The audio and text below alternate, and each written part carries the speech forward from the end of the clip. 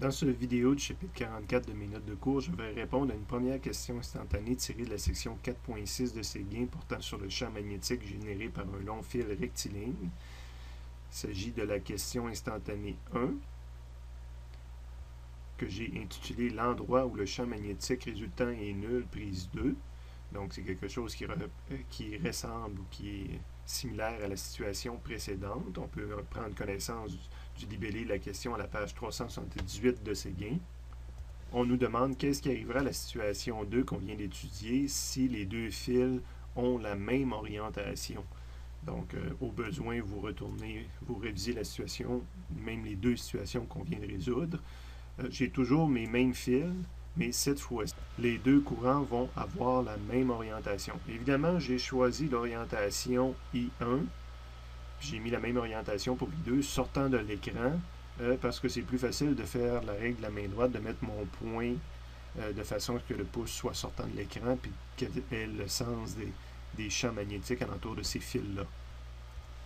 Je viens de les montrer, mes deux champs magnétiques. Fait que, ils tournent toutes les deux dans le sens anti-horaire du fil. Évidemment, si je vais de gauche à droite et que je dis est-ce que le point P est encore dans ce point-ci comme au problème précédent, bien, on voit que si je grossis mes cercles jusqu'à un endroit quelconque de ce côté-ci des deux fils, bien, les deux vecteurs vont être dans le même sens vers le bas à cet endroit-là.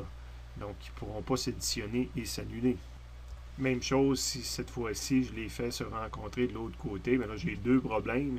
Ils sont tous les deux vers le haut. Puis en plus, c'est impossible d'avoir la bonne longueur ici parce que je suis plus proche de I2, donc je suis plus intense. Il me reste au centre à essayer. Évidemment, quand je me mets au centre, ben, ma rotation ou mon champ magnétique de I1 va être vers le haut à cet endroit-là.